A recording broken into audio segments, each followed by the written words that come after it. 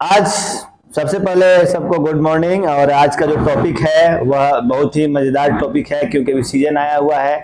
Malaria हम लोग आज डिस्कस करेंगे। मलेरिया के विषय में जानेंगे मलेरिया क्या होता है, मलेरिया से क्या क्या लक्षण है, कितने तरह का मलेरिया होता है, मलेरिया फैलता किससे है, मलेरिया का लक्षण क्या है, मलेरिया हो जाने पे क्या क्या उपाय करना चाहिए, मलेरिया कितना घातक है, मलेरिया जान भी ले सकता है, मलेरिया ब्रेन हेमरेज भी कर सकता है, मलेरिया एक सेरेब्रल मलेरिया होता है जो आदमी को कोमा में बेहोश भी कर सकता है और आदमी कोमा में भी जा सकता है। तो मलेरिया एक पैरासाइटिक इन्फेक्शन है और मलेरिया के विषय में हम लोग अब सबसे पहले एक बार फिर बता रहे हैं कि जो हमारे ट्रस्ट के द्वारा आरोग्य चैरिटेबल ट्रस्ट के द्वारा आरोग्य हेल्थ प्रोग्राम चलाया जा रहा है। तो इसमें क्या है, लोगों को जागरूक करना है कि बीमारी से बचाव कैसे करेंगे, बीमारी का सही समय पे इलाज कराकर हम रोगों से बचाव कर सकते हैं, अपने आप को एक बहुत बड़े प्रॉब्लम से बचा सकते हैं या अनवांटेड या मतलब कि किसी अनवांटेड दवा के इस्तेमाल से भी बच सकते हैं। मेरा पर्पस वही रहता है।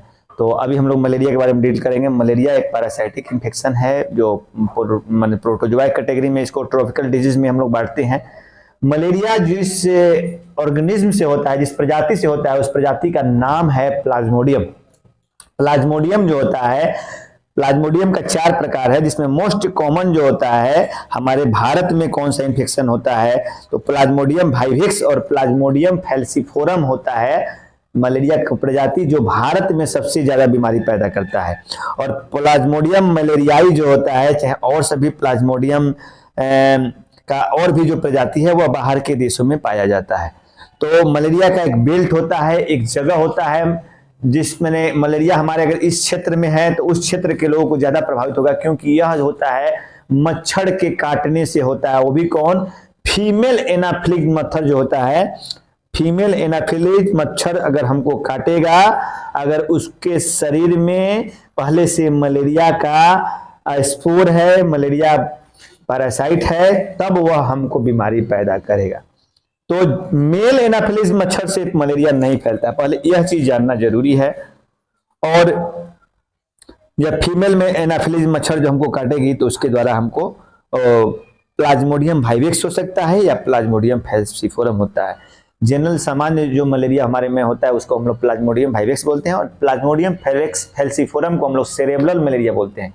ऐसा मलेरिया जो सेरेबिलम को माने ब्रेन को डैमेज कर दे, ब्रेन के सिस्टम को डैमेज कर दे और जिससे आदमी पैरालिसिस या कोमा में चला जाए। मलेरिया से भी आदमी कोमा में चला जाता है। यदि कोई मेरे पास बेहोश मरीज आता है, हम पहले कोमा का एक वीडियो बना चुके हैं, what is difference between coma and cardiac arrest, कैसे समझें कि वह पेशेंट का डेथ हो गया है कि कोमा में है। तो कोमा का पेशेंट आ सकता है तो उसको 2-3 चीज का हम लोग फिर एक बार रिपीट कर रहे हैं कि उसको शुगर हाइपोग्लाइसीमिया के चलते कोमा हो सकता है, शॉक के चलते कोमा हो सकता है, ब्लड सर्कुलेशन के डिस्फंक्शन से कोमा हो सकता है, डिहाइड्रेशन से कोमा हो सकता है, एनीमिया के ज्यादा ब्लड लॉस होने के, शॉक होने से कोमा हो सकता है। और दूसरा मेन कारण है कि मलेरिया, सेरेब्रल मलेरिया के चलते कोमा हो सकता है। तो कोमा होगा अगर सेरेब्रल मलेरिया के चलते, तो उसको मैनेजमेंट करते हुए जब तक मलेरिया को डायग्नोस करके मलेरिया का दवा नहीं चलाएंगे तब तक वह मरीज ठीक नहीं होगा। एक केस का, एक सिनारियो का हम बता रहे हैं। एक पेशेंट आया था जो अनकॉन्शियस था और कोमा में था, तो उसको हम लोग क्या किए थे कि हम लोग ट्रीटमेंट स्टार्ट करवाया अस्पताल में और उसके बाद उसको सेरेब्रल मलेरिया डेवलप हुआ था और सेरेब्रल मलेरिया डेवलप किया तो सेरेब्रल मलेरिया का इलाज हुआ, फिर उसमें उसको फैल्सिगो का इंजेक्शन पड़ा रेगुलर, तब जाके वह पेशेंट स्टेबल हुआ। तो सेरेब्रल मलेरिया के चलते भी कोमा डेवलप होता है। तो यह सब अगर कोमा का पेशेंट है तो उस तरफ भी हमको ध्यान देना है।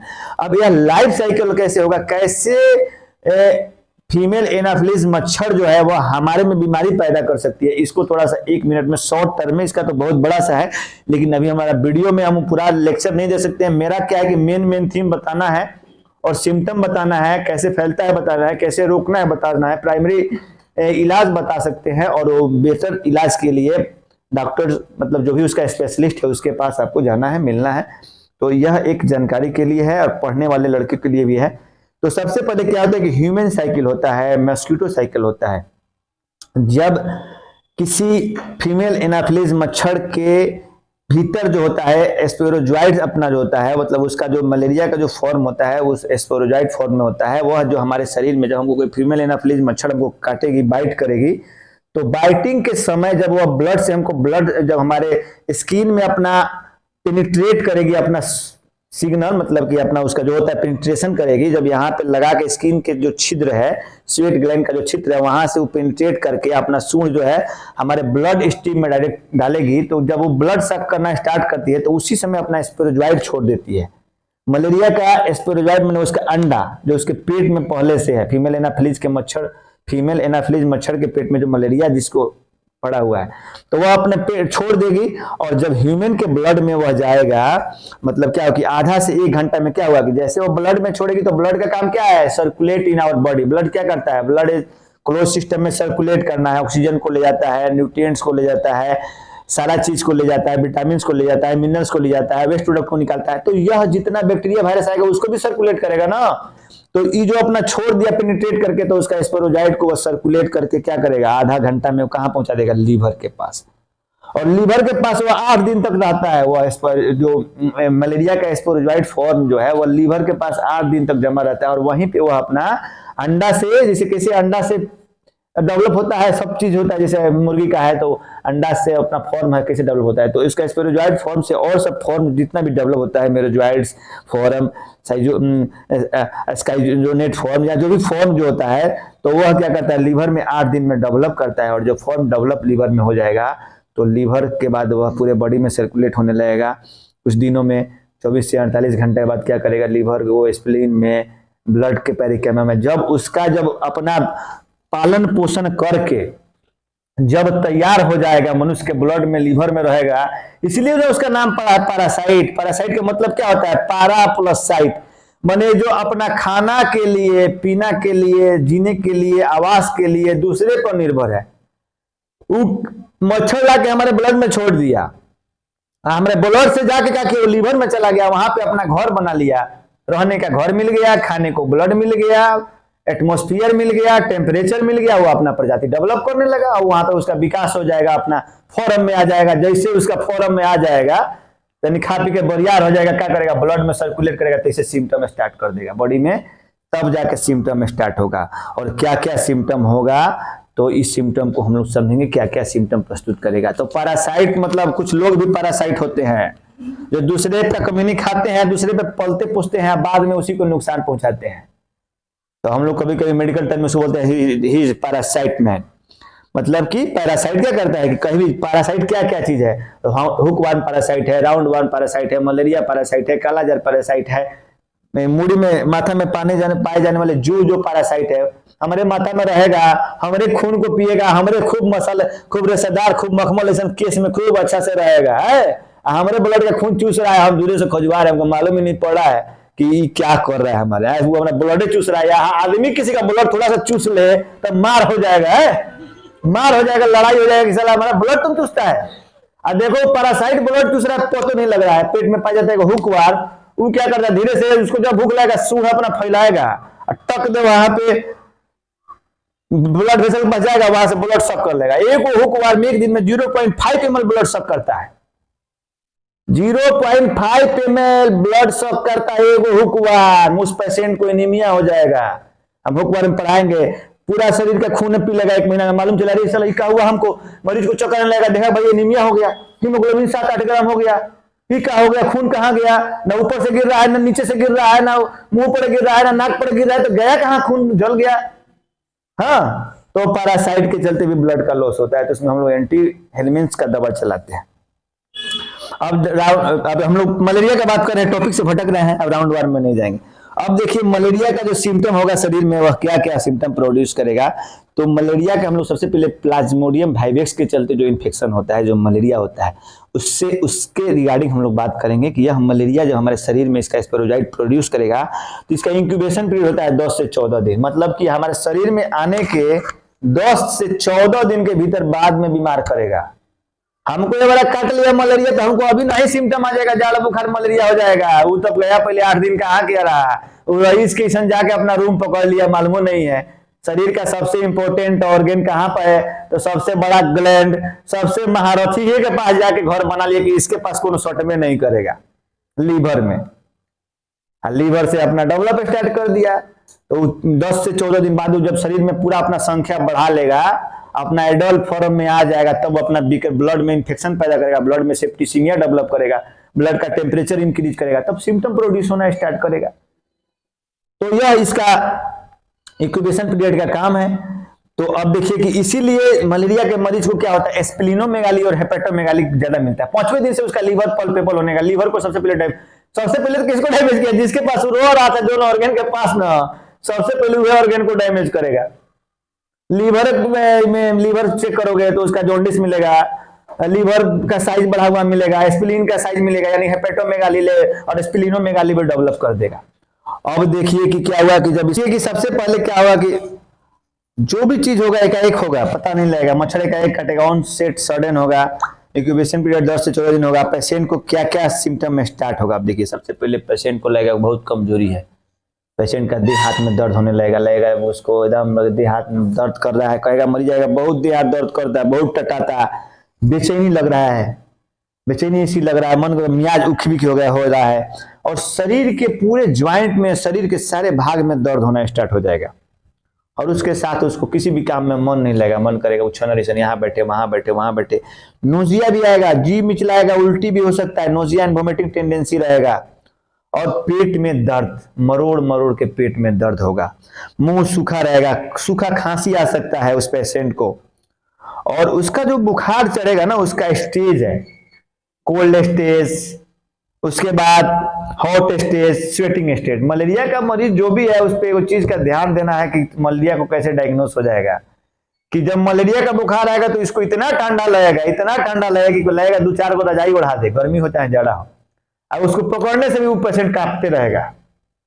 अब उसके बाद पहले उसका सिम्टम है कि बेचैनी रहेगा, पेट में दर्द रहेगा, उल्टी होगा, बुखार होगा, लेकिन जब पूरा ठंडा करेगा, पहले पूरा देह हाथ पल्ला रहेगा, टेम्परेचर देखिएगा तो लगेगा टेम्परेचर नहीं है, लेकिन उसको क्या हुआ कि उसको कोल्ड स्टेज, मतलब लगेगा कि ठंडा के दिनों में जैसे कैसे कप कपी होता है, थरथरा रहा है, लगेगा कि कांप रहा है, थरथरा रहा है, 2 को 3 को रजाई से ओढ़े हुए हैं, दाबे हुए हैं।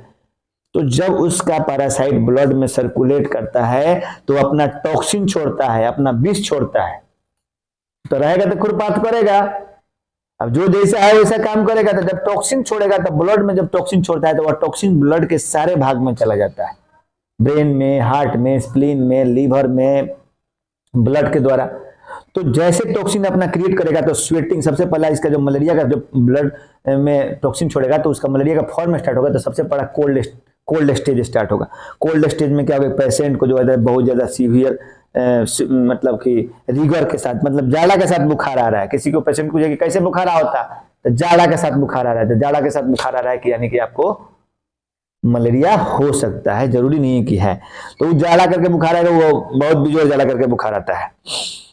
उसके बाद उसका पल्स देखिएगा, जब जाड़ा जब आएगा तो उसका पल्स रेट जो है वह बढ़ा रहेगा, यानी कि टैकीकार्डिया होगा, उसको क्या होगा, हार्ट रेट बढ़ जाएगा, क्योंकि वो उसके शरीर में इन्फेक्शन आ गया, और इन्फेक्शन आने से हार्ट रेट बढ़ा, हार्ट रेट बढ़ेगा तो उसका हार्ट रेट बढ़ेगा, उसका रिस्पिरेशन रेट भी बढ़ेगा। हार्ट और लंग्स एक दूसरे से कोलिब्रेट है, तो जब हार्ट रेट बढ़ेगा, जब बेचैनी लगेगा, ठंडा करके बुखार आएगा, तो उसका रिस्पिरेशन रेट भी आपको बढ़ा हुआ मिलेगा। तो यह सब, और बुखार जब भी उसका जाएगा तो 103, 4, 5।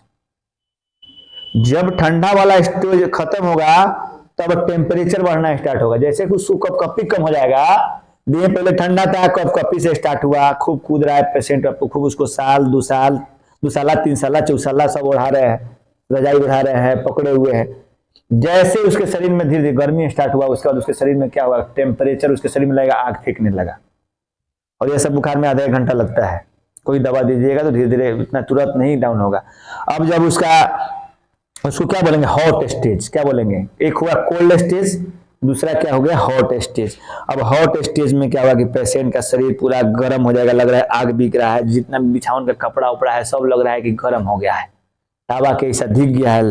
हाँ, उसका टेम्परेचर 41 डिग्री सेंटीग्रेड तक आगे चला जाएगा, 103, 4, 5 तक चला जाएगा। और उसके बाद धीरे धीरे उस पेशेंट को क्या हुआ, ठंडा लगना कम हो जाएगा, पेशेंट को माथा कहेगा, माथा लग रहा है, फट गया, लग रहा है प्यास लग रहा है, प्यास से व्याकुल हो जाएगा वो, हाँ, हाई फीवर होने के चलते। और उसके बाद क्या हो जाएगा, उसी में कपकपी जाला भी आ जाएगा, कभी कभी किसी को उल्टी वोमिटिंग टेंडेंसी भी रहता है, आंख उसका पूरा लाल हो जाएगा, रेड आंख हो जाएगा, जब बुखार जब चढ़ेगा तो आंख लाल हो जाएगा। तो लीवर और स्प्लीन के साइड में दर्द भी हो सकता है। और यह क्या होता है कि कभी कभी ज्यादा बुखार रहने के चलते डायलोरियम मतलब कि चित्त भ्रमण, पेशेंट अंट का संट बकाएगा न करके मरीज बउआत रहल सब, तो पेशेंट अंट का संट बउआएगा भी। और यह सब स्टेज 2 से 6 घंटा तक चल सकता है। अब हम दवा खा लेंगे, एंटीबायोटिक खा लेंगे, कोल्ड स्टेज हो गया, कोल्ड स्टेज से हॉट स्टेज आ गया। अब उसके बाद जितना तेजी में बुखार चढ़ेगा, जितना स्पीड में ठंडा लगा था, जितना स्पीड से बुखार ऊपर चढ़ा था, डाउन होगा तो उतना ही देह का पूरा पनिया ढक गाड़ देगा, यानी सीवियर स्वेटिंग होगा। क्या होगा? Stage of sweating. अब जब बुखार उसका खत्म हुआ तो स्वेटिंग स्टार्ट हो गया। स्वेटिंग मतलब समझते हो ना, पसीना होना।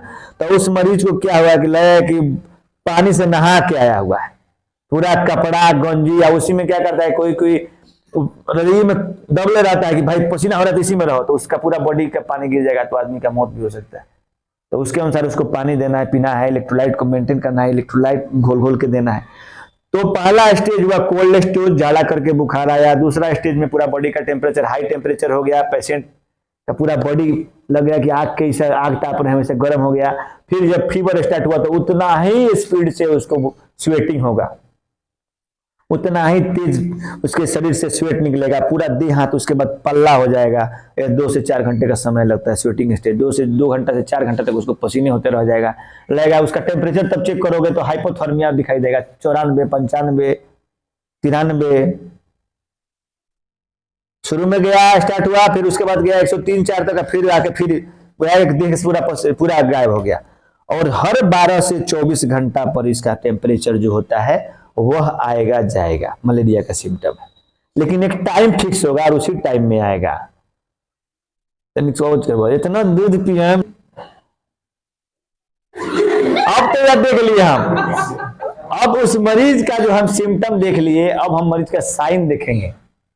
सिम्टम क्या है, साइन क्या है। सिम्टम जो मरीज को दिखाई दे, जो मरीज बताया, साइन जो हम चेक करेंगे। अब हम क्या क्या जांच करेंगे कि मलेरिया है कि क्या है, कैसे पता लगाएंगे। मलेरिया है तो हम देखेंगे, जब साइन उसको एग्जामिनेशन करेंगे तो देखेंगे कि आरबीसी उसका शरीर में कम दिखाई देगा, हीमोग्लोबिन कम दिखाई देगा, क्योंकि यह आरबीसी को भी काट खाता है, लीवर को भी डैमेज करता है, जो इसका मलेरिया है ना उसका।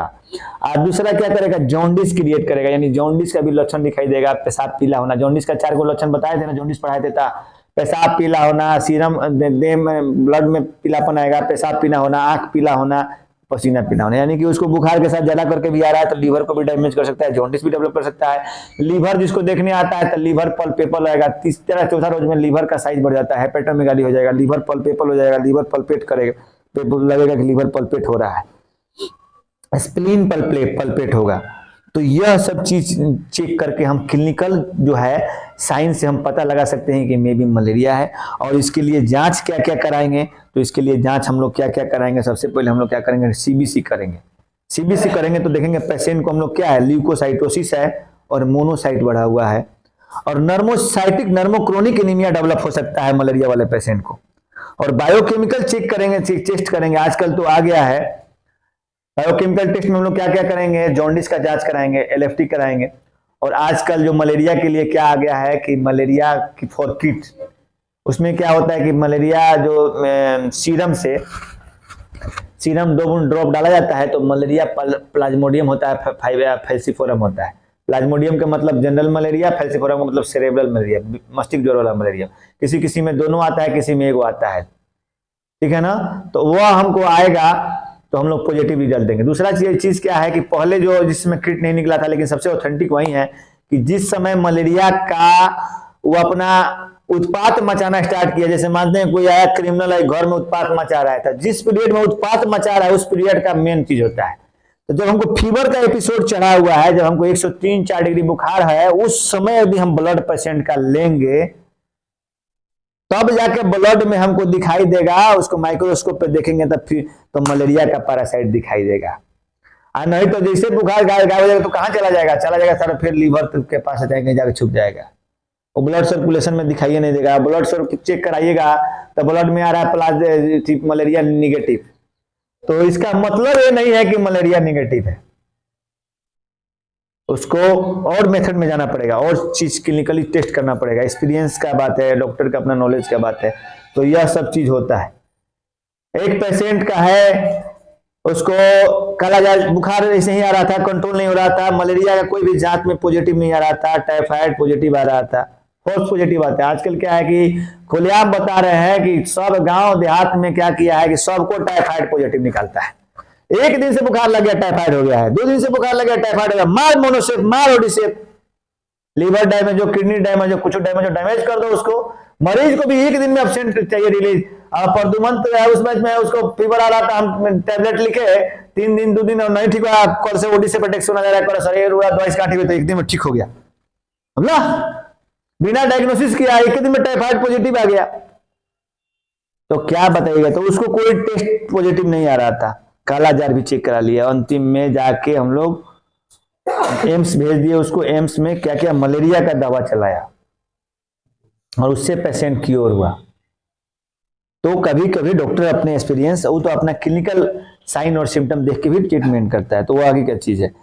तो यह इन्वेस्टिगेशन के बारे में समझिए कि आपको स्मीयर एग्जामिनेशन कराना है मलेरिया का, मलेरिया पैरासाइट के लिए एलिजा फॉर एमपी और एमपी करा कर देख सकते हैं, मलेरिया का डायग्नोस कर सकते हैं, सिम्टम के अनुसार मलेरिया को हम लोग डायग्नोस कर सकते हैं।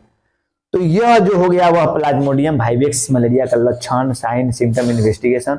और इसका ड्रग ऑफ चॉइस क्या है, मलेरिया का इलाज क्या है? सबसे मेन इलाज है पहले सबसे ज्यादा लारियागो टैबलेट, क्लोरोफेनिकल नहीं क्या, क्लोरोक्वीन। मलेरिया का ड्रग ऑफ चॉइस क्या है? क्लोरोक्वीन। क्लोरोक्वीन 500 mg 1000 mg का डोज बहुत पहले से चलता है, आज से बहुत पुराना, लेकिन अभी आज के समय में फेल्सिगो आ गया है, बहुत सारा टैबलेट का ग्रुप आया है। तो जो डॉक्टर आपको प्रिस्क्राइब करेगा, जो डॉक्टर के ट्रीटमेंट के अनुसार होगा, जो गाइडलाइन होगा उसके अनुसार उसका ट्रीटमेंट हम लोग मलेरिया कराएंगे। अब हम लोग थोड़ा सा सेरेब्रल मलेरिया के बारे में डील करेंगे, क्लिनिकल पॉइंट्स ऑफ। अब देखिए हम लोग बात करेंगे सेरेब्रल मलेरिया के बारे में, प्लाज्मोडियम वाइवेक्स के बारे में समझे। फैल्सिफोरम मलेरिया जो होता है, मलेरिया का जितना भी प्रजाति है उसमें सबसे खतरनाक, सबसे विस्फोटक, सबसे विध्वंसक, सबसे ज्यादा मारक, आदमी को मारने का काम जो करता है वो है प्लाज्मोडियम फैल्सिफोरम पैरासाइट। वह क्या करता है? वह सेरेब्रल मलेरिया कॉज करता है, वह ब्रेन को डैमेज करता है, वह बोन मैरो को डैमेज करता है, वह स्प्लीन को डैमेज करता है, वह लीवर को डैमेज करता है, वह शरीर के सारे सिस्टम को डैमेज करता है, आरबीसी को रप्चर करता है, आरबीसी के सेल को डिस्टर्ब करता है। तो यह सब काम वह सब करता है और आदमी कोमा में चला जाता है, आदमी का डेथ भी हो सकता है। तो इस चीज को हम लोग समझेंगे कि इसका लक्षण क्या है, इसका भी इलाज क्या है, बचाव क्या है, जांच क्या है, इसके बारे में हम लोग अभी बात करने जा रहे हैं। तो प्लाज्मोडियम जो फैल्सिफोरम है वह कहां बार करता है? वह जाता है तो कौन कौन सा इंटरनल ऑर्गन को इन्वॉल्वमेंट करता है? तो इंटरनल ऑर्गन जो है वह स्प्लीन है, लीवर है, बोन मैरो है, ब्रेन है। 4 जगह जाके सबसे पहले वह अपना शेल्टर बनाता है, शेल्टर मतलब घर, निवास, और वह डैमेज स्टार्ट करता है और आरबीसी को भी रप्चर करता है। तो इस तरह से क्या हो जाएगा कि हम लोग देखेंगे कि यह क्या क्या शरीर में जाने के बाद, इसका भी इंक्यूबेशन पीरियड है। मानते हैं कि किसी फीमेल एनाफिलीज मच्छर से प्लाज्मोडियम फैल्सिफोरम का इंसर्ट हुआ ब्लड में, तो फिर वहां पे गया, वहां अपना लाइफ साइकिल डेवलप किया, और इसका इंक्यूबेशन पीरियड जो है 10 से 14 दिन है। इसका भी सेम है, 10 से 14 दिन इंक्यूबेशन पीरियड। इंक्यूबेशन पीरियड की क्या होता है? इंक्यूबेशन पीरियड एक ऐसा पीरियड जब हमारा कोई भी पैथोजेन, चाहे बैक्टीरिया के द्वारा छोड़ा गया हो, चाहे वायरस के द्वारा छोड़ा गया हो, चाहे पैरासाइट के द्वारा छोड़ा गया हो, कोई भी पैथोजेन हमारे शरीर में आकर इंट्रोड्यूस करता है, अपना लाइफ साइकिल पूरा करता है, अपने को मैच्योर करता है और उसके बाद अपने शरीर में डिजीज प्रोड्यूस करता है। इस पीरियड का जो अवधि होता है वह इंक्यूबेशन पीरियड कहलाता है। मतलब कितना दिन में हमको बीमार करेगा? तो 10 से 14 दिन में बीमार कर सकता है। और इसमें क्या है कि इसमें भी वही सिम्टम, सबसे पहले कि सीवियर हेडेक, माथा में दर्द ज्यादा होगा, बैक एक, कमर में दर्द ज्यादा होगा, मिलाइस, बेचैनी पेशेंट को रहेगा, पेशेंट बेचैन रहेगा, मन करेगा यहाँ जाए वहां जाए, उसके भीतर से बेचैनी रहेगा। और उसके बाद एब्डोमिनल सिम्टम रहेगा, लूज मोशन होना, पेट में मरोड़ के दर्द होना, यह सब सिम्टम रहेगा। ठंडा वाला बुखार भी आ सकता है, जाड़ा करके बुखार भी आ सकता है, तो यह सब सिम्टम उसको देखने को मिलेगा। और बहुत सारा इसका सिम्टम जो फैल्सिफोरम का जो सिम्टम आएगा वह लगेगा मलेरिया, टाइफाइड कैसा आएगा, टाइफाइड से मिलता जुलता आएगा। इसीलिए आप केवल टाइफाइड हम लोग जाता है पेशेंट तो टाइफाइड मलेरिया दोनों लिखते हैं। केवल टाइफाइड जो होता है वो आजकल क्या होता है, गांव में दवाई का दुकान वाला चाहे सब कोई टाइफाइड चेक कराता है, तो कभी कभी मिस गया, उसको ओडी सेप दे रहा है, मोनोसेप दे रहा है, जो भी एंटीबायोटिक दे रहा है, लेकिन अगर उसको है मलेरिया है तो मलेरिया टाइफाइड से थोड़ा ठीक होगा। टाइफाइड का दवाई वो एंटीबैक्टीरियल है। थोड़ा पॉज करो। टाइफाइड फीवर ऐसा सिम्टम प्रस्तुत करेगा, ठीक है। आप देखिए टाइफाइड फीवर हो सकता है, फीवर जो है इरेगुलर रहेगा, फीवर जो होगा उसको नियमित फीवर नहीं रहेगा, कभी 2 दिन पे आएगा, कभी 3 दिन पे आएगा, कभी 1 दिन पे आएगा, तो इरेगुलर फीवर कभी दिन में आ जाएगा, कभी शाम को आ जाएगा। पर वाइवेक्स में क्या था कि एक नियमित अंतराल पे फीवर आएगा, यानी कि यह नहीं कि जिसको एक नियमित अंतराल पे फीवर आ रहा है वही मलेरिया है, टाइफाइड का ऐसा सिम्टम प्रस्तुत करेगा।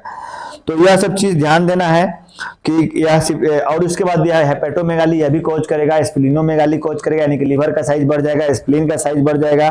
उसके बाद इसमें क्या क्या हो सकता है, मेन जो इसका सिम्टम है क्या हुआ कि इसमें पेशेंट को डेल्यूरियम, कंफ्यूजन, कोमा और ब्रेन डैमेज कर सकता है, मतलब कि यह ब्रेन पे अटैक करता है सबसे ज्यादा, और बोन मैरो पे अटैक करता है। तो बोन मैरो पे अटैक करेगा तो आरबीसी के फॉर्मेशन में दिक्कत होगा। अब ब्रेन पे अटैक करेगा तो क्या करेगा कि आदमी मतलब कि पागल ऐसा, मतलब चित्त भ्रमण ऐसा फील करेगा, उसको लगेगा कोई चीज याद नहीं है, मेंटल डिसऑर्डर ऐसा बात करेगा। वह कोमा में जा सकता है, वो बोलेगा, बात करेगा नहीं, अपना सारा पेशाब पैखाना सब जो होता है वह बिछावन पे ही करेगा, अनकॉन्शियस हो जाएगा।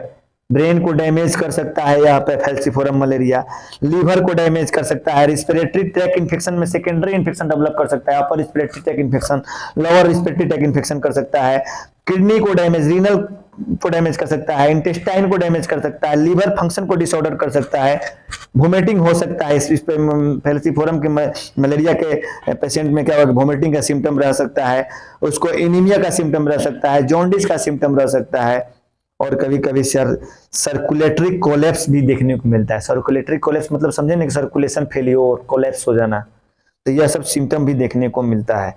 तो यह सब इसका, और भी हार्ट पे भी यह असर छोड़ता है। जब रीनल फेलियर होगा, जब हेपेटिक फेलियर होगा, जब कार्डिक एरिथमिया डेवलप करेगा, सर्कुलेशन को डिसऑर्डर करेगा, तो उसमें क्या क्या आएगा, तो यह कार्डिक एरिथमिया को भी, मतलब कि कार्डिक एरिथमिया क्या होता है कि हार्ट रेट इरेगुलर होना, कभी उसका हार्ट रेट 120 चला जाएगा, 125 चला जाएगा, कभी कम हो जाएगा, माने इरेगुलर हार्ट बीट को एरिथमिया बोलते हैं।